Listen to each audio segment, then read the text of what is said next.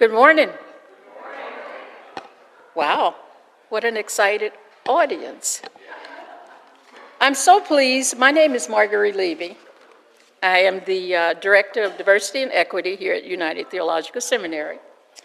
And I am so pleased and honored to stand before you, such a good-looking, wide-awake, wide-eyed, theologically educated audience. So please, as I introduce our first speaker for today, Sarah Bellamy, who is the Associate Artist Director at Penumbra Theatre, which was founded by her famous parents, Lou and Colleen Bellamy. As we know, life in Minnesota was no different than life in other American institutions, which were essentially segregated until the 1950s and 60s. But thanks to Sarah's parents, who graced us with the founding of the Penumbra Theatre, and so as a result, opened the public space so that many of us could have a space to use our artistic abilities and share that with others. So I am so excited to tell you a little bit about Sarah. She's been leading the education and outreach initiatives at Penumbra Theatre since 2005.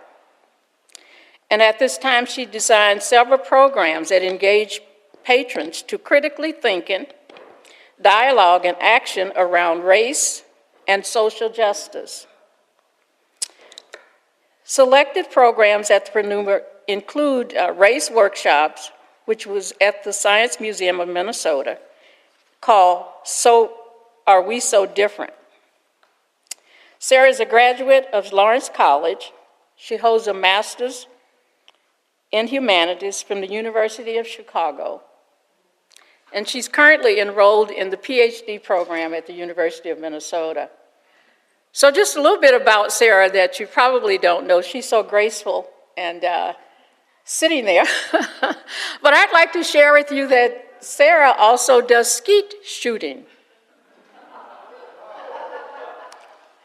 And she also does a little bit of ice fishing, I believe. So just a little bit of information about Sarah that you probably would never think, because she's so graceful and so delicate looking, but please don't be fooled by that. Sarah also just recently raised money in order to put the Penumbra back on our watch. She contacted over 1,400 people, and they donated enough money to get the Penumbra back on track. And so I'm excited to introduce and bring to you Sarah Bellamy.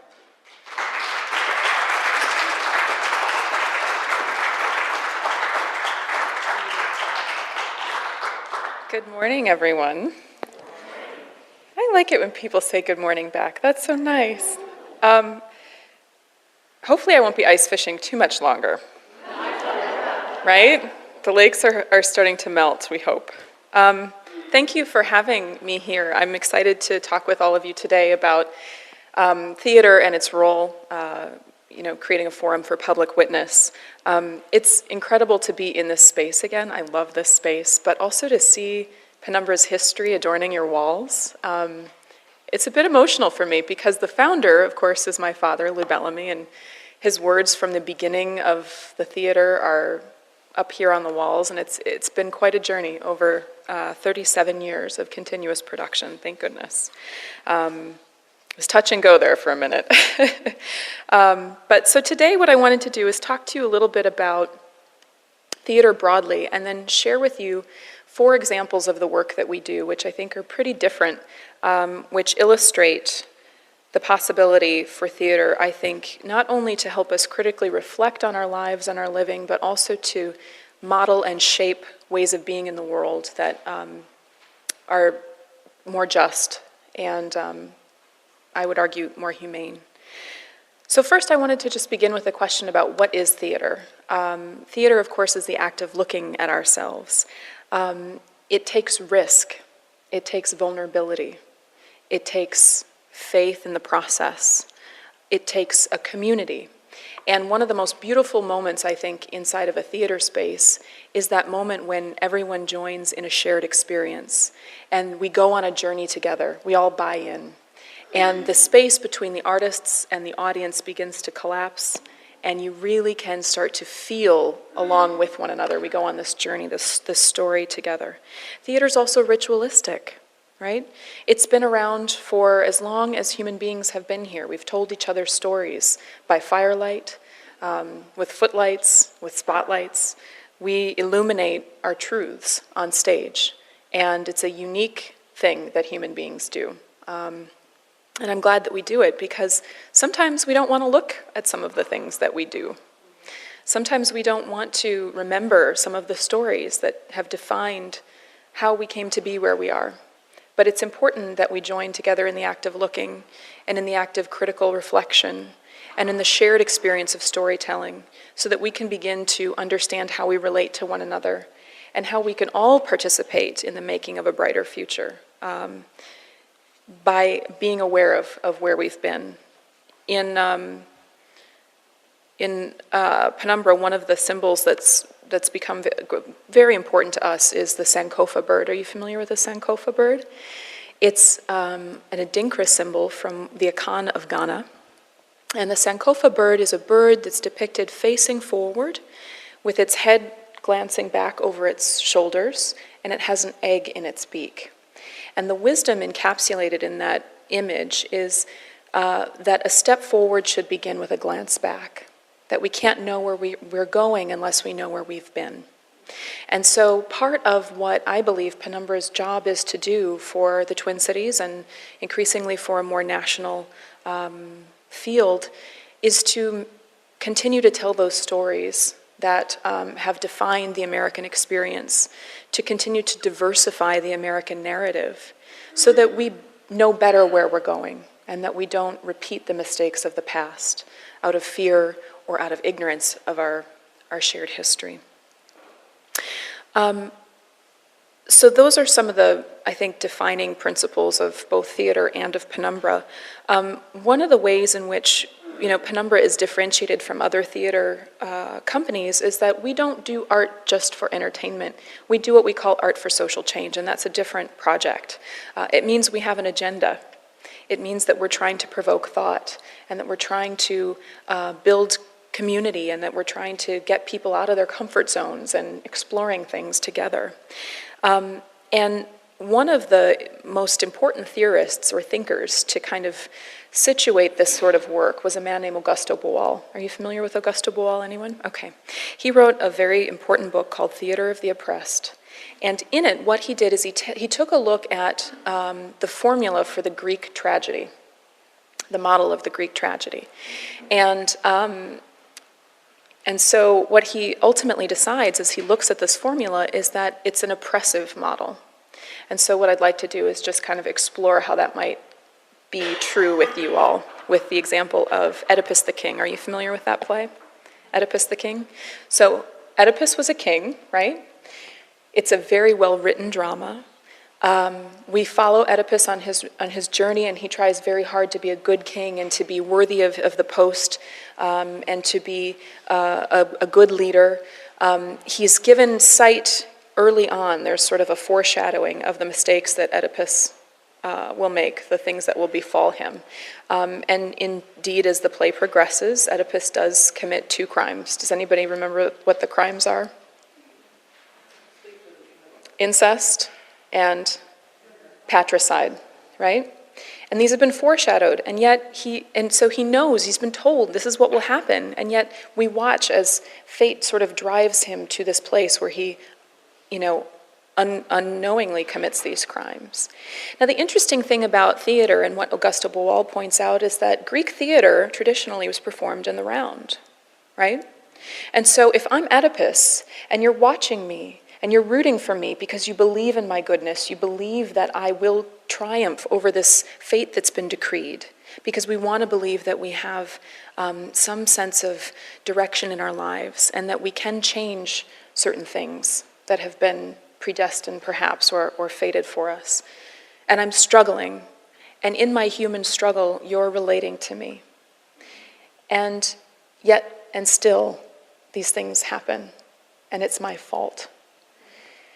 And you've gone along this journey with me, and because I've struggled so hard, and because it's so painful when I do make those mistakes, and because I believed so much in myself, and yet I've failed. Do you remember what Oedipus does when he finds out what's happened? He blinds himself. He pokes out his eyes, right? Metaphoric, or realizing the metaphor of his, foreshadowed blindness. He physically blinds himself. And if it's a really good production, and the production values are very good, and I've captured you in my story, and I jab my eyes out, and let's say I've got really good stage blood, you're probably going to go, ugh, right? Some of you are making faces like, ew, it's early, Sarah, come on. That experience, it scares you. You feel pain, you feel disgust, you feel fear. You're watching me, but if we're in the round, you're also watching the people across from you. And what Augusto Boal says is that in that moment, that exchange between audience participants where you're sitting and you're listening to the story and you're watching it, that we make a silent pact and we say to ourselves, look at what happened to Oedipus. I'm not going to do that, right? I will not commit these social taboos because here's what happens. And we all leave the theater having learned our lesson, and the polis is controlled. Make sense? So theater was a tool to keep people in check. Augusto Boal says if theater can be used to oppress, we can change the model fundamentally, and we can use it to liberate. And rather than creating these divides where you have passive audience members and active actors, let's create what we call spect actors, where everyone is a part of the making of our reality together. And so I think in some ways that becomes the large project and the potential of theater, that we can all participate in the making of it. And in so doing, perhaps model better ways of being in the world together. Penumbra was founded in 1976 during a time that was called the Black Arts Movement. And it was a time period in which artists were reflecting upon all the goodwill and the momentum of the civil rights movement, but lamenting the fact that change was slow to come. And so what they wanted to do is create art that would get people talking, that would reignite that sense of personal responsibility for the vibrancy of our communities, to use theater as a tool, not just to leave it in the theater houses, but to take it out into the streets and to teach and model with it. The tenets of the Black Arts Movement said that art should be created by, for, about, and near the people it represents. And so it belonged to a community in a particular kind of a way. And to this day, the work that we stage at Penumbra is authentically African American. And that has become broadly defined over the years, many years of the advent of Africans in America. And so we have to shift and change along with that. But theater was for something, it was meant for something. And so the things that I want to talk about today, these examples, I believe, are great examples of how theater can be used, how it can create spaces for public witness, and how we can revisit stories in order to change the future. Some of these plays you may have seen if you've been to Penumbra. The first one I want to talk about was called Grandchildren of the Buffalo Soldiers. It was a play we staged in 2005 by a man named William S. Yellow Robe, Jr. Grandchildren of the Buffalo Soldiers was an interesting piece because it was the first time the play was staged. It was a brand new play by Mr. Yellow Robe, and it tackled the historic clashing of Native and African American people. Two fiercely proud yet oppressed cultures here in the United States that were pitted against one another during westward expansion. And the play depicts the homecoming of a man named Craig Robe. It sounds a lot like William Yellow Robe, who is of mixed ancestry, black and Assiniboine. And he has been ostracized by his home Native community. And what he begins to understand is that his community is really about the people with whom he shares blood ties. And so his family becomes very important to him, but they also represent an irreconciled past because they are of mixed race. The production, I think, marked an extraordinary effort on the part of both Penumbra Theatre Company and our partner Trinity Repertory Theatre Company to examine some of these issues that are very painful for people to address. The play began here at Penumbra in St. Paul, and then it traveled on tour, and it went to community centers and to reservation areas where there were sometimes gymnasiums where the play was produced. It went and stayed, I believe, in Sisseton, South Dakota for, I think it was 3 weeks, and then it went out east and traveled around there, and then landed finally at Trinity Repertory Theatre Company, where it ended its run. Elders in the communities, both here in the Midwest and out on the East Coast, who identified themselves as sort of keepers of stories that weren't told, said that the play was an opportunity to open space for dialogue with youth who they understood were very angry because there'd been so much silence about the animosity between Black and Native people. One elder in Sisseton described the prejudice inside their community against Native people with Black ancestry as, quote, an inherited sickness that we must heal. Young community members noted that they finally understood their mother's pain and their grandmother's shame. In this moment, this play offered an opportunity for intergenerational conversation about things that there simply wasn't language around, at least not a healing language. There was an accusatory language, there was a silencing language, but a healing language hadn't yet come to the community, and we hoped that this offering of the play might do that. Just the fact that we had a drum on stage captured the attention of our audiences, particularly because they wanted to be sure that we used it respectfully. But we had listened, and the playwright who guided us through the process described the drum as an ancestor whose presence on stage needed to be honored, and there were certain ways that we had to take care of that drum because it was also opening a kind of a space on stage. So you can see the layering of rituals happening in this play. One of the things that a play does, I think, if you surround it well with contextual material, which I try to do in the education department at Penumbra, is scratch at histories that have been overwritten. And one of the things that I really wanted to stress with the play was the politics of blood, what I call the politics of blood. So in 1887, we passed something called the Dawes Act. Are you familiar with the Dawes Act? The Dawes Act was a land allotment act that basically said that it was required that you demonstrate 3/4 Native American blood in order to be able to have land. At the same time, we had a colloquial law called the one-drop rule that was circulating through our nation. Does anybody know what the one-drop rule is? 1 drop of Black blood means that you're Black. So I don't know how you find 1 drop of blood in anybody. But what I want us to consider is when you require 3/4 blood of a people in order to belong, are you creating more or less Native Americans? And when you suggest that only 1 drop of Black blood identifies someone as Black, are you creating more or less Black people?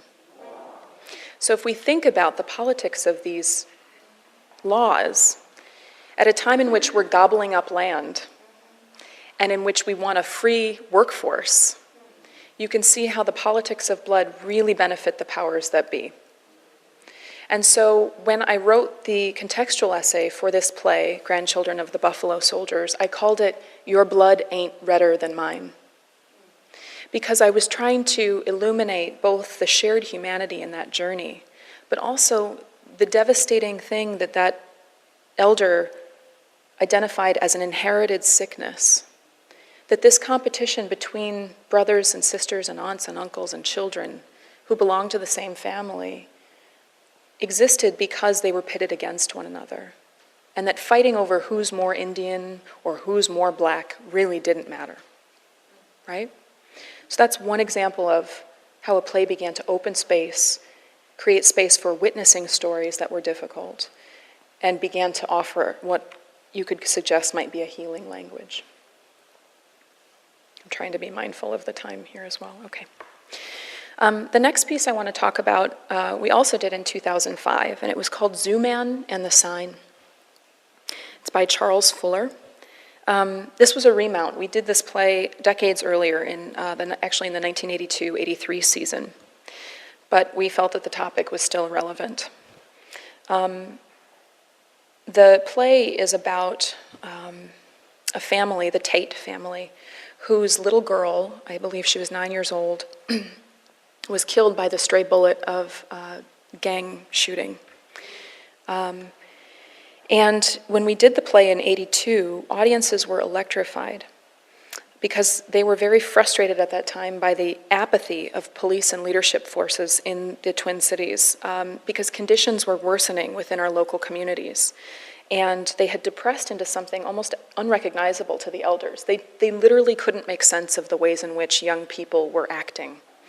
Around the time that we did the play, we began to sort of, and you never know if art's reflecting culture or if culture is reflecting art, but Taisha Edwards, I'm not sure if you remember that story, an 11-year-old girl was killed in her kitchen while she was doing her homework. And so the play opened space for people to have dialogue about what was going on. The interesting thing about Zooman and the Sign is that even though it outlines the tragic death of an innocent child, what it ultimately does is require that the community respond. So what happens after the child is killed is that the father, Mr. Tate, goes out into the community and says, "Tell me what you know. Somebody must have seen something. You're all out on your porches all summer. Doesn't anyone know anything?" And no one would say anything because they were afraid of retribution. They didn't want to get involved. So they drew their windows down, they closed off.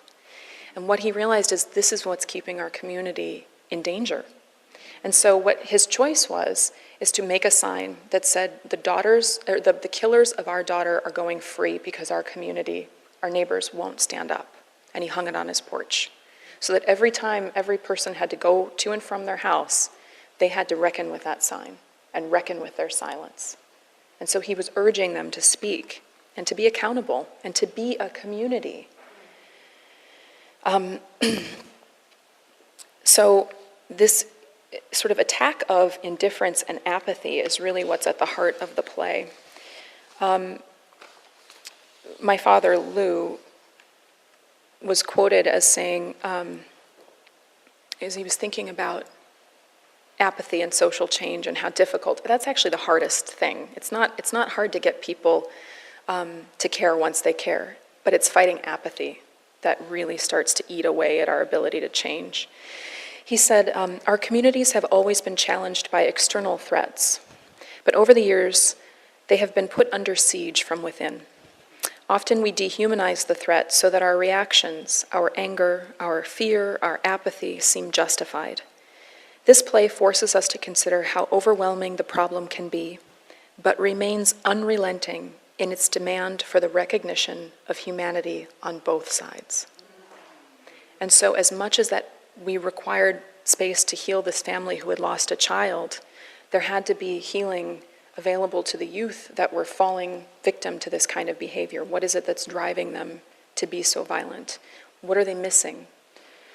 And so what we did is we created a series of talkbacks around the play.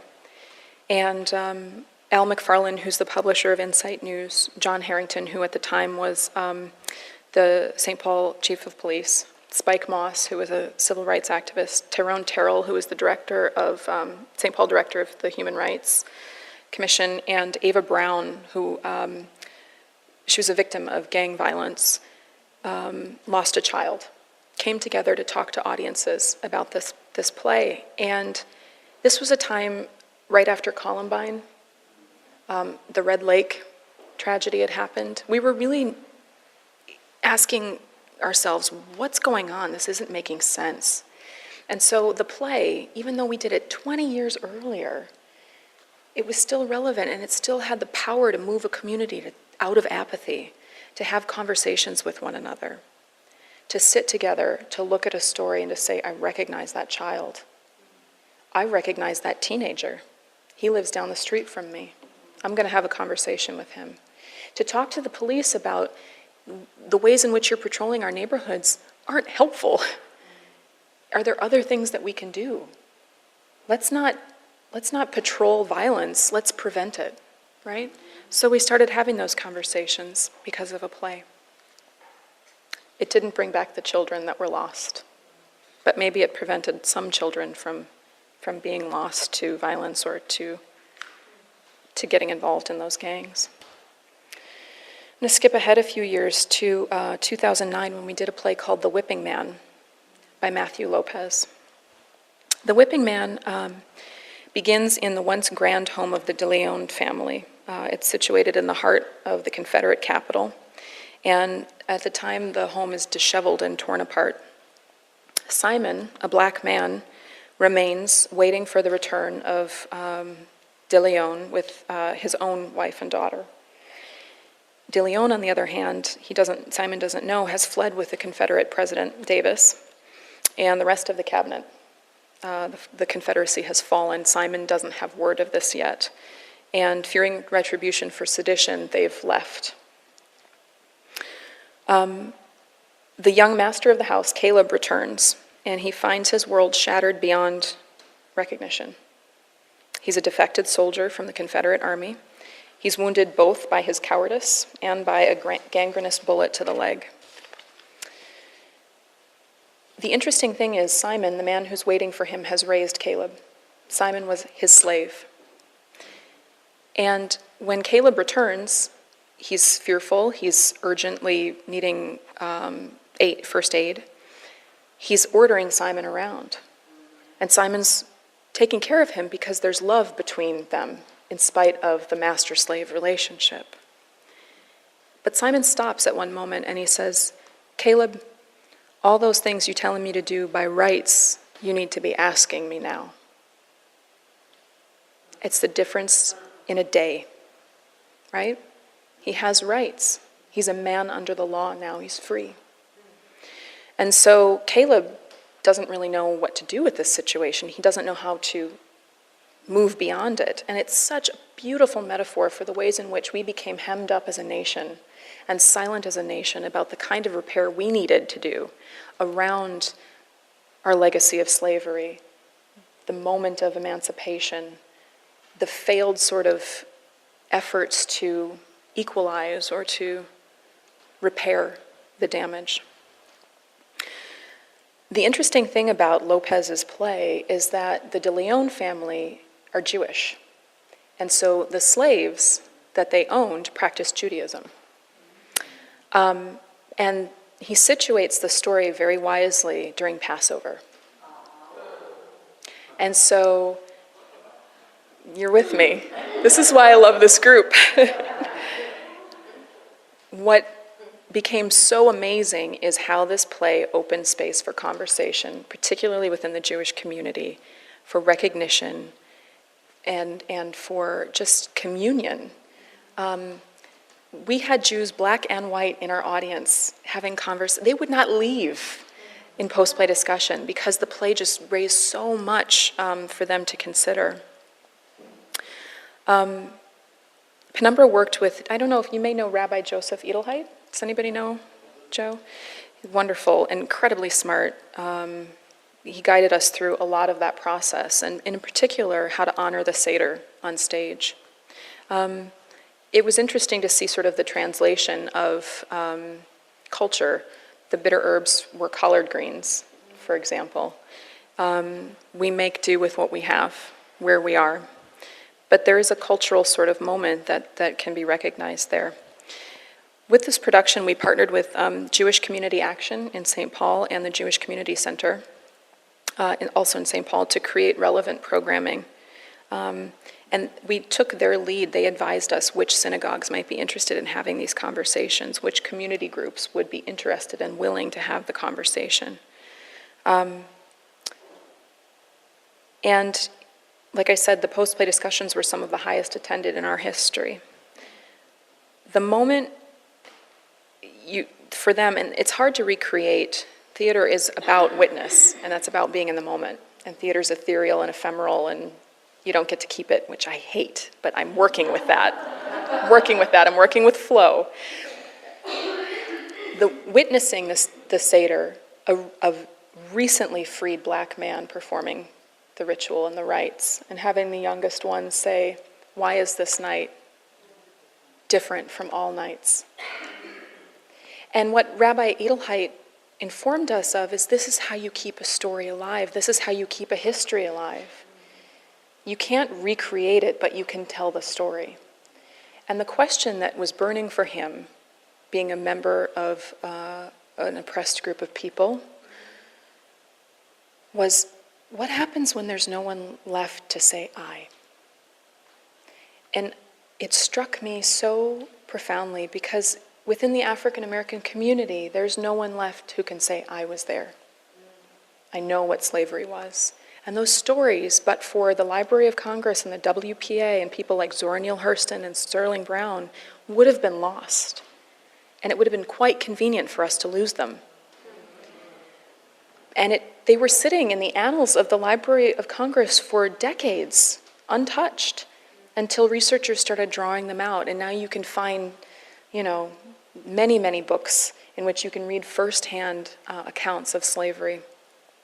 And it tells us not about black history, not about black people, not about slavery, but about America, about all of us, right? That's our history, right?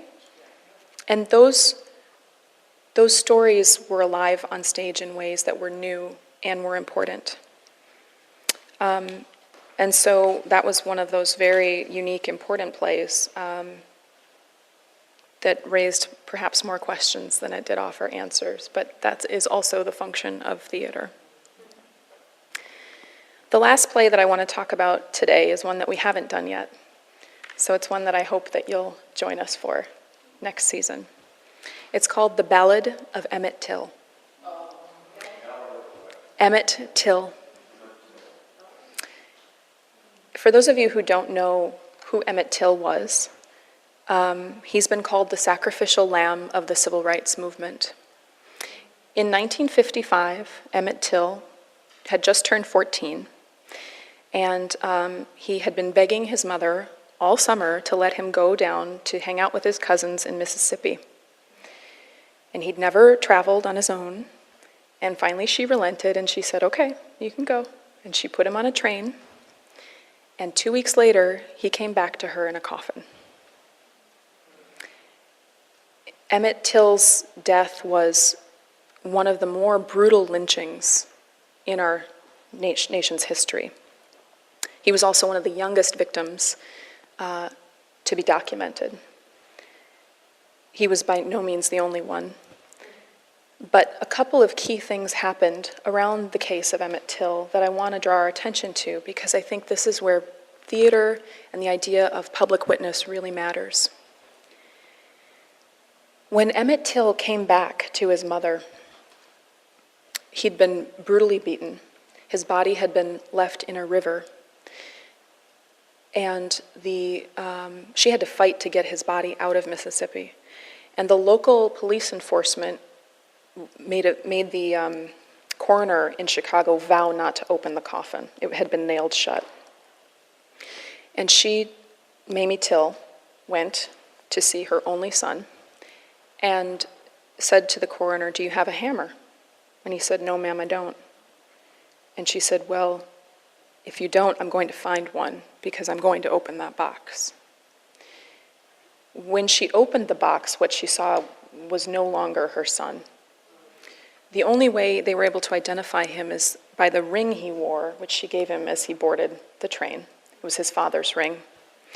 And she stood and she looked at her son or what was left of him. And she describes what she saw.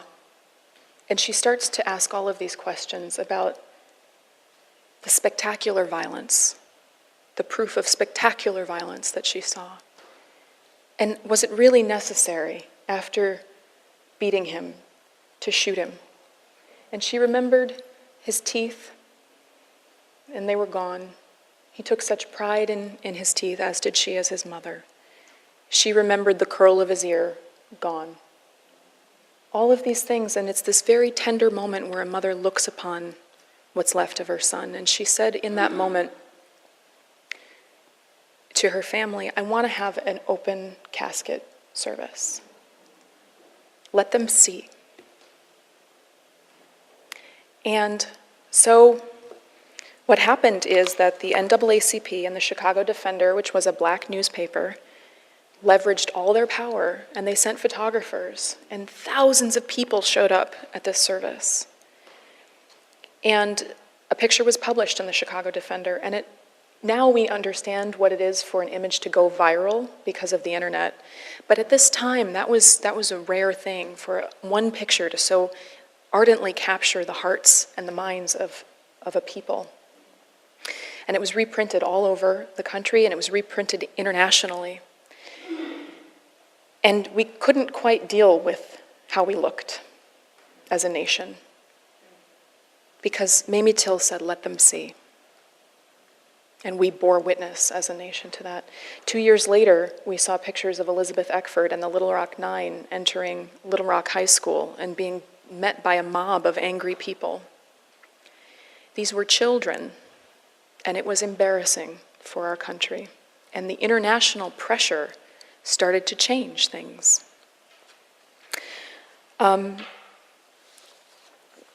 So we tell the story of Emmett Till next year, not so that we can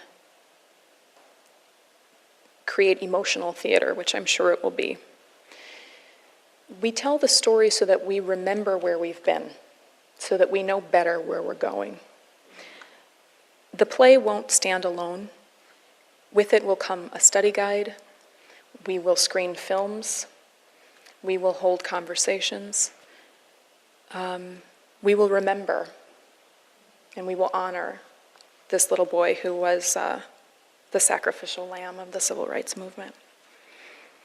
So, I'm not going to cry. I'm just going to take a moment to kind of collect myself here. Because of Mamie Till's act of defiance, within a few weeks, people started planning and organizing the bus boycott. Rosa Parks refused to give up her seat just a few months after Emmett Till was killed. What I want to share with you is the importance of telling these stories from an authentic space, and from a space that really tries to honor the people who lived them, versus excusing what we've done, making it easy for us, sucking all the life out of it, but allowing us to go, okay, well, I did my checky box thing. I had my culture today. Because it's important, I think, that we sit together as a community. And those communities are as ephemeral as the plays themselves. Every night they're different. Every night they have their own personality. Every night they have their own beating heart. Every night they have their own chorus of voices that responds to what they've seen. And that's what theater can do. And that's what I believe Penumbra does, and why I've dedicated my life to this work. So I think theater is yet another one of those spaces that we need in our communities to have healthy conversation and to create, hopefully, a more just and humane society. So that's what I wanted to share with you all today. I don't know if you have comments or questions. For me, I'm happy to talk with you. Yes?